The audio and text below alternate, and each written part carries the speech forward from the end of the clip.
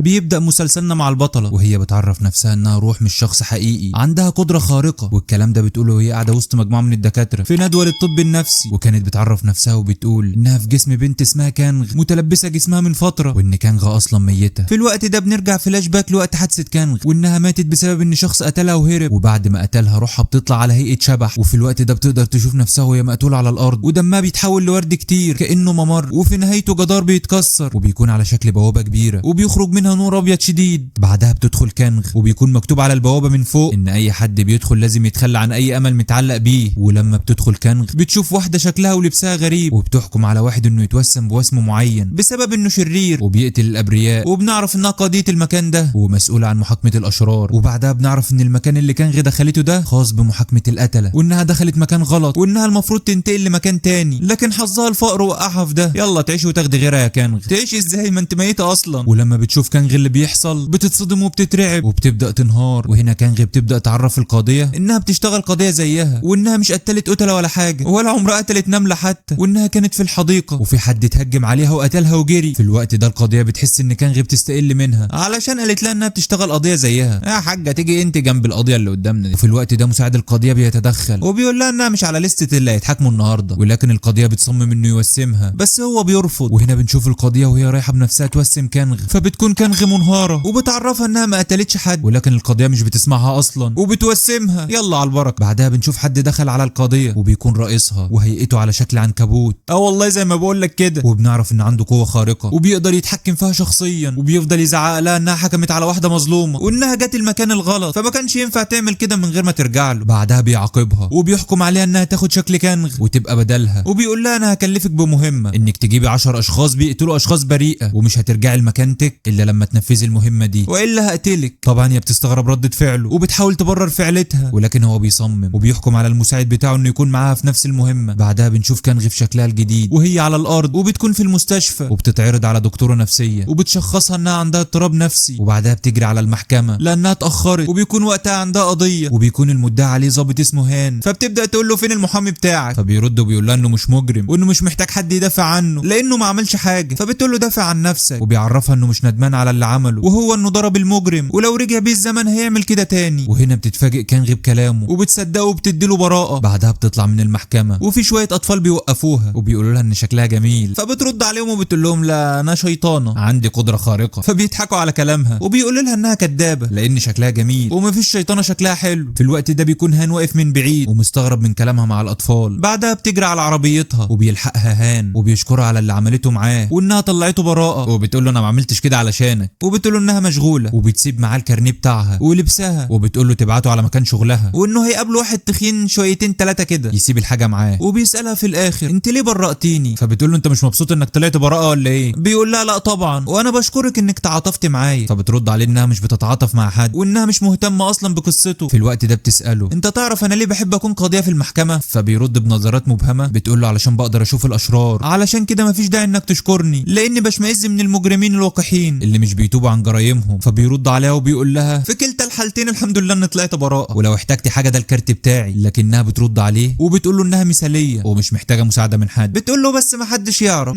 يمكن احتاجك. فبتبص على الكارت وبتقول له انا حفظت اسمك وعنوان شغلك. بعدها بنشوف المساعد بتاعها قاعد في المكتب بيحاول يشوف قضيه يكون مجرمها قاتل متسلسل علشان يلحقوا ينجزوا المهمه بتاعتهم في اسرع وقت. بعدها بيدخل هاني المكتب وبيشوف شخص بنفس المواصفات اللي قالت له عليها كانغ وبيديله حاجاتها. في الوقت ده بنشوف كانغ دخلت كنيسه، واول ما دخلت عينها وجعتها فلبست نظاره وراحت تتكلم مع تشا المدعي عليها في القضيه اللي بتحكم فيها حاليا. وبترد عليها تشا المدعي عليها وبتقول لها انت عرفت مكان ازاي؟ بتقول لها كانغ انه مش مهم وان ده واجبها علشان تعرف الحقيقه فين. بتسالها كانغ انه غريبه يعني انك سحبت دعوتك ضد حبيبك مع انه ضربك وهددك بالقتل، وبتقول لها انا متاكده انك بتكذبي بخصوص انك سامحتيه والكلام ده. بتقول لها كانغ ما تبقيش كده وكوني صادقه علشان اعرف اساعدك. بعدها بتيجي الشرطه بترد كانغ وبتقول لها انتوا فاهمين غلط انا قاضيه. فالظابط بيقول لها وريني الكارنيه بتاعك، ولما بتحاول توريه بتفتكر انها سابته مع هان، فبتحاول توريهم هويتها الشخصيه وبتقع منها شنطتها، وبيشوفوا الورقه اللي مكتوب عليها انها عندها اضطراب شخصيه وبياخدوها. وفي اسم الشرطه رئيسه هان بتهزر معاه وبتقول له ابذل كل جهدك علشان تقبض على المجرمين. فجاه بيجي لهم خبر ان كان في حد بيعترض طريقه شا اللي هي الضحيه اللي بيحققوا في قضيتها حاليا، فبيشوفها هان وبيقول لهم دي القضيه كانغ، فبياخد منها اقوال وبيسالها انت ليه رحت لتشا، فبترد وبتقول له علشان كنت عاوز اسالها عن حاجه معينه، فبيقول لها عن ايه مثلا، فبترد وبتقول له عن الحقيقه اللي مخبياها، فبيقول لها انت ليه مهتميه باللي هي مخبياه، فبترد بانها القاضي المسؤول عن القضيه بتاعتها وانها محتاجه تعرف الحقيقه وتعاقب الاشرار لان دي وظيفتها. بعدها بيطلعوا سوا من الاسم وبيقول لها انا شفت كنت بتكلمي الاطفال بطريقه غريبه، فبترد عليه بسؤال هل انت شايف ان انا محتاجه علاج يعني ولا ايه. وفي اليوم التاني بتكون المحاكمه وبتسال كان مون وبتقول له انت ليه ضربت صاحبتك، مش المفروض انها حبيبتك اصلا، فبيرد بانهم كانوا بيتخانقوا عادي واني اعتذرت منها لكنها طلبت الانفصال وكانت مصممه عليه، وقال لها انا عملت كده وما كنتش مدرك لكل ده. فبتساله انت ليه بتكرر جمله انك ما كنتش مدرك لكل ده، هل انت كنت بتعمل ده وانت خارج عن السيطره ومش في وعيك. في الوقت ده بيساله المحامي بتاع حبيبته وبيقول له هل انت معترف بانك ضربتها اكتر من 3 مرات في 3 مناسبات مختلفه وهددتها. قال له انا فعلا ضربتها لكن ما هددتهاش. بيساله المحامي تاني يعني انت ما قلتلهاش جمله اننا هنموت مع بعض، بيرد عليه وبيقول له حرفيا انا قلت كده لاني بفضل الموت على اننا نبعد عن بعض، ده لاني بحبها جدا، وبيعيط بس طبعا دي دموع تمساح، وبيكون باين عليه انه بيحاول يستعطف الموجودين في قاعه المحاكمه والقاضيه، وبيكمل كلامه بان انا ما هددتهاش انا كنت بس بتوسل ليها صدقوني. في الوقت ده بيرد المحامي بتاعه وبيقول لكانغ ان الموكل بتاعه عاش قصه صعبه وما فيهاش اي حب من اسرته علشان كده متمسك بحبه لتشا وانه بيحبها حقيقي. في الوقت ده بيرد المجرم وبنعرف ان اسمه مون وبيقول ان لو تشا عاوزاني ما اقربش منها هعمل كده، فبتساله كانغ بسخريه واستعجاب كده انت بتتخلى عنها بالسهوله دي. بعدها بتخلص المحاكمه وبيأجلوا القضيه اليوم تاني للنطق بالحكم، وبعد ما بيخرجوا من المحكمه بيروح مون لاهل تشا وبيسالهم اخبار تشا ايه، وعينه كلها مكر وخبث واستهزاء منهم وبيعتذر ويمشي، وطبعا بيكون اهل تشا واقفين مصدومين من جرأته. في الوقت ده كانغ بترجع لمكتبها والمساعد بتاعها بيقول لها انت ناويه تعملي ايه، فبتقول له ممكن نحكم عليه ب2 بس في الاول والاخر الامر بيرجع لنا انا اللي بقرر، وبترد على المساعد بتاعها وبتقول له انا متاكده ان الشخص ده مريب وبيكذب. هنا المساعد بيقترح عليها طريقه انها تعاقبه وتعاقب المجرمين اللي زيه. في الوقت ده بيكلمها الضابط هان وبيقول لها عندي اخبار مهمه لازم تعرفيها، فبيتقابلوا وبيعرفها ان مون بيسخر من اهل تشا وانه شاف ده بعينه وانه لو طلع براءه هيعمل جرائم تانية، وانه بيطلب منها انها تحكم عليه باقصى عقوبه ده لانه يستاهل. وهنا بنروح لكانغ اللي بتقابل الرئيس بتاعها وبيقول لها لازم تغيري من نفسك ومن طريقتك واسلوبك ولبسك كمان وما تحطيش مكياج كتير كده، فبترد عليه باستهزاء بانها جميله اصلا، فبيستغرب من ردها وبيقول لها انت بقيتي شخصيه تانية خالص مش بتشبهك. وتاني يوم في المحكمه بتحكم كانغ ببراءه مون وانه يدفع غرامه 3 مليون، وده بيسبب ذهول وصدمه للموجودين في قاعه المحكمه واولهم اهل تشا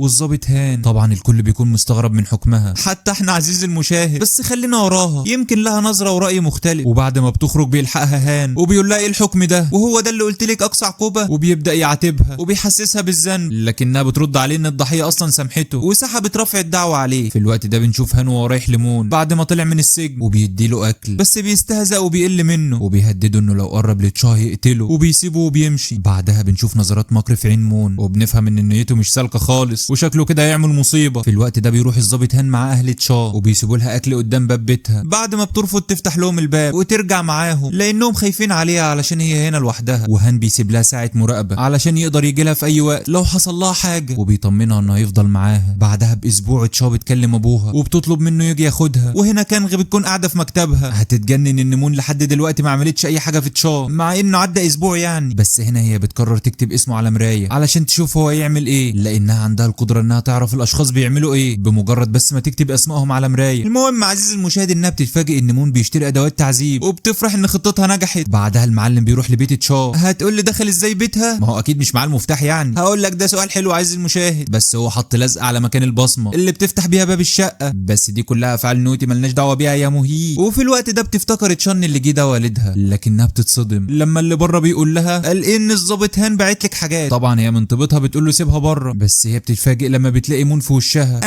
ان بصوت الخلنوسه بيقول لها وحشتيني وبيقدر انه يدخل وبيضربها كتير، وبعد ضرب كتير بتساله تشا باستعطاف وتوسل انك قلت انك هتسيبني في حالي. قال لها هسيبك بس ممكن اقتل اهلي لو رحت عندهم او كلمت الشرطه. في الوقت ده كانغ كانت بتراقب كل ده من خلال مرايه عربيتها بعد ما كتبت اسمه عليها. وهنا بتكرر تشان فبتروح كانغ البيت تشا وبيكون المعلم مون ماشي يتمخطر بعد ما عمل جريمته، وبتساله كانغ انت عملت حاجه بسطتك ولا ايه؟ بيقول لها ايه ده القضيه ده انا انا كنت بتمشى كده. بتقول له تعال، ده الموضوع مش هياخد وقت طويل. طبعا بتكون مجهزه اداه القتل بتاعتها اللي هي السكينه، ولسوء حظها ان الظابط هان بيجي وبيلحقها للاسف، وما بتقدرش تموت مون وخطتها بتفشل. وبيمشي مون وبيبص نظرات استهزاء وسخريه لهان، وبيطلب هان من كانغ انهم يمشوا سوا. فبتركب معاه عربيته وبتقول له انها غريبه زيه، فبتساله احنا رايحين فين؟ فبيقول لها هنخلص شويه حاجات كان لازم تخلص قبل كده. وبنعرف انهم راحوا لبيت تشا، ولما بتدخل كانغ بيظهر قدامها المشهد بالظبط وقت ضرب مون لتشا، وكانها كانت موجوده معاهم، وده طبعا علشان عندها القدره على كده. وهنا بيعاتبها هان بحده وبيقول لها شايفه نتيجه حكمك وصلتنا لايه؟ لو ما كنتيش طلعتيه براءه بغرامه بسيطه كده كان زمانه مسجون وما حصلش كل ده، وان حكمك يعتبر جريمه تانية اصلا. بترد عليه ببرود ان في ناس كتير بتخسر حياتها بسبب حاجات مشابهه لكده. بعدها بيتم التحقيق مع مون والظابط هان، وبيقول له ان تشا حاولت انها تنتحر. فبيتخض مون وبيقول له ماتت؟ فبيرد عليه هان وبيقول له لا لسه عايشه. بيقول له الحمد لله انها عايشه، ده انا ما اقدرش اعيش من غيرها. بس عاد انه يهينها ويضربها ضرب يموت، بس مش عايزها تموت. عجبت لك يا زمن. وهنا بيخرج مون من الاسم وبيطلب منه هان يوصله للبيت. طب يرفض مون، لكن هان بيصر وفعلا بيوصله، وبيقول له اوعى تفكر انك تهرب. وبيضحك له مون كده ضحكه سخريه اللي هو انت عبيط يلا ولا ايه. وفي الوقت ده بتراقبهم كانغ من بعيد، وتاني يوم الصبح بيشوفها المساعد بتاعها وبيقول لها شكلك عامل كده ليه؟ بتبص له بنظرات احتقار كده وبتسيبه وبتمشي. وبيتفقوا على انه يتم رفض امر اعتقال مون، وفعلا بيتم رفض امر الاعتقال، وكل اللي في الاسم بيستغربوا. ورئيسه القسم بتؤمر هان انه يراقب بيت تشا واهلها، فبيروحوا لهم البيت يطمن عليهم. لكن المعلم مون بيكون مستخبي فوق، ولما بيتاكد ان هان مشى بيروح يفتح الباب بس بيغير رايه وبيمشي. وهنا بنشوف تشا في البيت مع اسرتها، وللاسف الظابط هان موجود علشان يطمن عليها، لكنها بتتخض وبتكون مرعوبه من انه يكون مون لانه عمل نفس الحركه فيها المره اللي فاتت لو تفتكر يا عزيزي المشاهد. وفي مشهد مؤثر كده بتعيط وبتقول انه موجود هنا علشان يقتلكم وانا لازم اعتني بنفسي، وبتقول سيبوني. وهنا بيروح لها ابوها وبيحضنها وبيقول لها انا هساعدك وهحميكي. وهنا بيطلب الاب من الام انها تاخد تشا جوه، وبيروح يجيب سكينه وبيطلع بيها، بس الحمد لله بيطلع اللي بره هان فعلا وبيعتذر منه. وفي الوقت ده بيجي اتصال لمون وبيكون نفس صوت تشا، وبتطلب منه يقابلها. فبيرفض في الاول لكنه بيوافق في النهايه، وبيوصل مون للمكان اللي اتفقوا عليه. فبيلاقي بيت مهجور فبيدخل فيه، وهنا بيتصدم صدمه عمره لما بيلاقي ان كانغ نازله على السلم، وبيسالها انت بتعملي ايه هنا؟ فبتقول له انا هنا علشان اقتلك. بينادي على تشا على اساس انها مستخبيه جوه، فبيطلع له المساعد بتاع كانغ وهو بيقلد صوت تشا، فبيفهم انهم لعبوا عليه وهيزفوه زفه الانجليزي في العشه. وبتساله هل انت معترف بجرايمك ومش عاوز تتوب؟ بيقول لها انت بتعملي ايه؟ انا خلاص دفعت الغرامه وهبلغ عنك بتهمه محاوله قتلي. وهنا بيحاول انه يطلع لكن بيتفاجئ لما بيلاقي نفسه في مكان شبه المطعم ووراه كانغ، وبتقول له اهلا بيك في العالم بتاعي، وبتبص له بعينيها وبيكون شبه نومته مغناطيسيا او هتخليه يعيش المعاناه اللي سببها لتشا. وهنا بنشوف كانغ قاعده مع مون في مطعم وبياكلوا سوا، طبعا دي اوهام بتعيشها له وبتخليه يحس بنفس اللي حسيته تشا. بعدها بتتصرف كانغ تصرفات غريبه وبيترعب منها مون، وبيطلب منها يبعدوا عن بعض لكنها بتعيط وبتتوسل له انه ما يبعدش عنها. بعدها بنلاقيهم في بيت وبيحتفلوا بعيد ميلاد، ولكن بيطلب منها ينفصلوا تاني، فبتضربه بالقلم وبتقول له انا قلت لك ما تقوليش ننفصل دي. بعدها بتبدا تضربه وبتعذبه حرفيا، بتعيشه نفس المشاعر المختلطه من الخوف والرعب والالم اللي كانت بتعيشها تشا معاه لما كان بيتهجم عليها. وبعد كل مشاعر الالم والخوف اللي بتعيشها له بيطلب منها انه يمشي، بس بتتكلم كانغ في الفون، واثناء كلامها بيحاول انه يتهجم عليها ويضربها وبيقول لها هقتلك واقتل تشا واهلها، بس هي بتاخد كلامه بضحك. وفجاه بيتقلب الوضع وهي بتضربه تاني بس ضرب يموت، وبيكون نفس طريقه الضرب اللي بيستخدمها مع تشا. وبعد كميه الضرب دي بيقول لها انا اسف سامحيني انا كنت غلطان. بتقول له انت كنت ايه؟ وبتساله انت معترف ان تشا اتعذبت بسببك؟ بيقول لها اه. بتقول له الشارع اللي وراه. بتقول له انت ندمان على اللي عملته؟ بيقول لها ندمان على كل حاجه. بعدها بتقتله وبتوسمه بالوسم بتاعها، وبيوصل للاسم خبر موت مون. بعدها بيحاولوا يدوروا علشان يعرفوا مات ازاي ويجمعوا ادله اكتر عن موته، والكل بيستغرب من العلامه الموجوده على وشه. بعدها بيروح هان لكانغ وبتحاول تستفزه بالكلام، وبعدها بيقعدوا يعملوا اكل بره وبيشربوا كتير لحد ما هان بيسكر وبيقول لها انا ممكن اقول لك على اسماء قتله. بتقول له ايه ده بجد؟ قال لها ايوه. بتقول له مين؟ قال لها هان. قالت له انا عارفه اسمك لكن مين القتله؟ بيقول لها هان. بتقول له ازاي تكون محقق وقاتل؟ بيقول لها انا فعلا قتلت 3 اشخاص. وهنا بتبص له بصدمه وبتقول له ازاي بقيت ظابط بعد ما قتلت 3 اشخاص؟ قال لها انا كنت صغير وقتها. بتقول له انت بتعترف بجريمتك؟ وبتكون مبسوطه طبعا لانها كده بتحقق التارجت بتاعها. بيقول لها ايوه، وبيغمى عليه من الشرب، ومع شروق الشمس بتواجهه بكلامه وبتقربه ليها وبتقتله بالسكينه بتاعتها لانها بتكون معتقده انه مذنب وقتل اشخاص على كلامه اللي قاله لها لما كان بيشرب، وطبعا هي ما صدقت. وفي الوقت ده بنرجع فلاش باك لوقت طفوله هان، وبنشوف هان وهو بيفتكر ذكريات ومواقف من طفولته، وكان ماسك ورقتين شجره عملهم بنفسه لوالده ولوالدته وبيشكرهم بينه وبين نفسه على وجودهم في حياته. وبنفهم من كلامه على مدى حبه وعلاقته القويه بامه وابوه. بعدها بيجري على بيت علشان يفرح مامته، وبيدخل بيته فبيكون موجود على بيته جرس. ركز عزيزي المشاهد علشان هنحتاج ده قدام بعدين وبعدها بيتفاجئ هان بان في حد قتل والدته وبيكون خايف جدا وبيحاول يهرب. وفي الوقت ده بنرجع للحاضر وبنشوف كانغ وهي بتقتله وبتقول له اذهب الى الجحيم، وبتكون مبسوطه وكانها انتصرت. بعدها بتظهر رياح قويه على شكل اعصار وبنعرف ان رئيسها بايل وصل وبيقول لها انها قتلت شخص ظلم ومش مذنب وانه اصلا ما عملش حاجه. وفي الوقت ده كانت بتحاول ترد ولكنه بيوقفها وبيقول لها عقابي ليكي هو هيعيش تاني، وبدل ما انت هتجيبي 10 اشخاص لا هتجيبي 20 شخص خلال سنه واحده بس. فبتتصدم وبتتضايق اكتر. وهنا بيفوق هان وبيتصدم انه لسه عايش وبيكون خايف من كانغ وبيقول لها انه كان ميت ازاي رجع تاني للحياه. وهنا بتمد ايديها وبتقول له اقبض عليا، فبيقبض عليها وبياخدها للقسم. وهنا بيحاول يشرح لرئيسته انها قتلته وهو مات ومش عارف ازاي رجع. وهنا رئيسته بترد عليه وبتقول له انت لسه سكران يا عبيط وكل الكلام ده ما حصلش. في الوقت ده بيحاول يوريها مكان الجرح بس طبعا ما فيش اي حاجه. وهنا زميله بيوجه كلامه لكانغ وبيقول لها ازاي قبلت انه يقبض عليك. بترد عليه بموق انها بتخليه يقوم بدوره كظابط. وهنا بنشوف كانغ قاعده مع المساعد بتاعها في مطعم وبيقول لها 20 شخص كده عدد كبير عليكي، هل هتقدري تعملي ده؟ وهنا بنشوف الجرسونه وهي موجهه سكينه لكانغ وبتقول لها انت البشريه اللي هربت. وبنعرف انها كانت المسؤوله عن حبس كانغ الحقيقيه وبتعرفها كانغ انها جوستينا. فبتتصدم الجرسونه وبتحاول تعتذر منها كتير. وبعدها بيقعدوا الثلاثه وبيتفقوا ازاي هيعملوا المهمه اللي بسببها كلهم اتعاقبوا ونزلوا الارض. وهنا بنشوف رئيسه القسم وهي بتتابع قضيه وبتعرف انه مات بفعل حد لان في وسم على جبهته وبتقول انها مش مرتاحه للقضيه كانغ وشاكه في امرها. وهنا بيحولوا هان للطب النفسي وبيشخصوا انه مريض اضطراب نفسي. فبتشوفه كانغ وبتقول له اكيد شخصوك بكلمه بتبدا باضطراب. فبيطلب منها تعرفه حكايتها بالتفصيل لانه مش مصدق اي حاجه من اللي حصل. فبتاخده في مكان مفيش فيه اي حد وبتبدا تعرفه بنفسها وبتقول له محدش هيصدقك لو قلت اي حاجه من الكلام ده وانت جربت بنفسك لما كنا في القسم. وهنا هو بيتصدم من كلامها وبيكون في كاميرا في المكان فبتكسرها. وهان بيعمل فيها الناصح الذكي وبيكون ماسك فونه وبيسجل بس كانغ طبعا بتاخد بالها وبتمسح التسجيل وبتقول له ان كده محدش شاهد عليهم ولا حد هيعرف بالكلام ده. في الوقت ده بيرجع لبيته وبيعمل سيرش عن كانغ وبعدها بيفتكر لما كان في القسم اما كان صغير وبيشهد باللي شافه وقت وقوع جريمه مامته لما ماتت. وفي كل مره كان بيغير شهادته لانه كل شويه بيفتكر حاجه جديده بس اللي في القسم ما كانوش بيصدقوه من كتر تغييره للكلام. بعدها بنشوف عيله راكبه عربيه وبيكون فيها طفل واب ومرات الاب. فالطفل بيقول ان في ريحه مش حلوه وغريبه في العربيه. مرات الاب بسرعه بتفتح سقف العربيه وبيبان عليها علامات الموت وكانها عارفه مصدر الريحه دي ايه. بس بنلاحظ ان الاب باين عليه انه متخدر او سكران لانه طول الطريق كان نايم ومش في وعيه. بعدها بتنحرف العربيه وبتقع في البحر بشكل مريب لانهم ما خبطوش في حاجه اصلا. وانا اروح المفتش كرومب اللي عندي بتقول لي العامله دي وراها مرات الاب. بعدها بتطلع مرات الاب الابن من العربيه وقت ما كانت بتغرق في البحر والطفل بيقول لها انقذي بابا. بعدها بتروح تنقذه ولكن ما بتلحقش. بس بنشوف حركه غريبه وهي ان سقف العربيه اتقفل لوحده مع انه عزيزي المشاهد لو تفتكر معايا كده ان مرات الاب فتحته لما الطفل شم ريحه غريبه. وهنا هي بتطلع على الطريق وبتطلب المساعده من اي حد معدي بعد ما فشلت في انها تنقذ جوزها. وهنا بنشوف جده الطفل ومرات الاب وبنعرف ان اسمها يونغ والطفل في جنازه الاب. وبنلاقي ان طريقه الجده مع مرات ابنها عنيفه وبتتهمها انها قتلت ابنها زي ما قتلت جوزها الاولاني. وهنا بنعرف من كلام الجده ان يونغ كانت متجوزه واحد قبل ابنها وبرضه مات في ظروف غامضه. والجده بتشك انها قتلت ابنها زي ما قتلت جوزها السابق. قلب الام برضه عزيزي المشاهد حاسه بكل حاجه مريبه من حواليها. وبنعرف انها اصلا ما كانتش موافقه على جوازه ابنها من يونغ وبتهجم على يونغ وبتضربها. عاش يا جده والله كركوبه بس قروبه. وبنرجع تاني وبنشوف القضيه كانغ بتحكم في القضيه وبتكون بان الجده اخذت الطفل من غير اذن يونغ. وبنعرف ان يونغ هي الوصيه على الابن من بعد وفاه الاب. بعدها بتوجه كانغ كلامها للجده وبتقول لها هل انت عندك علم انك مذنبه وممكن يتحكم عليكي بسبب انك خدت الطفل وانت كنت في وعي كنت بتعملي كده. بعدها بنلاقي الضابط هان داخل يحضر المحاكمه. في الوقت ده كانغ بتقول في نفسها ده انت ضابط لازقه يا اخي انت ورايا. فبترد الجده وبتقول وبتزعق لما كانغ بتقول لها انت كده مجرمه وهتتعاقبي. بترد الجده وبتقول لها قولي لي كده اي قانون يعاقب جده من انها تاخد حفيدها يعيش معاها. وبتزعق اكتر وبتتهجم على يونغ بانها قاتله. فبتؤمر كانغ بان الجده تطلع بره المحكمه خالص. بعدها بتحكم كانغ بان الطفل يعيش مع مرات الاب وبنفهم انها قصده تحكم بكده لانها شاكه في يونغ اصلا. وبعدها بتروح كانغ لمكتبها وبتكتب اسم يونغ على مرايتها اللي بتعرفها نوايا الاشخاص وهم بيعملوا ايه في الوقت الحالي. بعدها بتشوف كانغ يونغ وهي خارجه من المحكمه وباين عليها انها بتعيط بس بتعرف ان كل ده فيك وهي بتخدعهم اصلا. بعدها بتلاقي ان هان ماسك مايك وبينادي عليها فبتنزل جري قبل ما يسبب مشكله ليها وبيطلب منها انه يفضل ملازمها ومعاها لمده اسبوع علشان يعرف هي عايشه ازاي. فبتقول له كانغ انت نسيت اللي شفته واللي قلته لك ولا ايه؟ قال لها لا بس عاوز اعرف انت ليه عملتي معايا كده واعرفك اكتر. بعدها بتطلع كانغ تجري علشان تلحق يونغ وتاخد منها اي دليل بمعنى اصح يعني توقعها في الكلام. وبتلاقيها في المدرسه بتدرس للاطفال لانها معلمه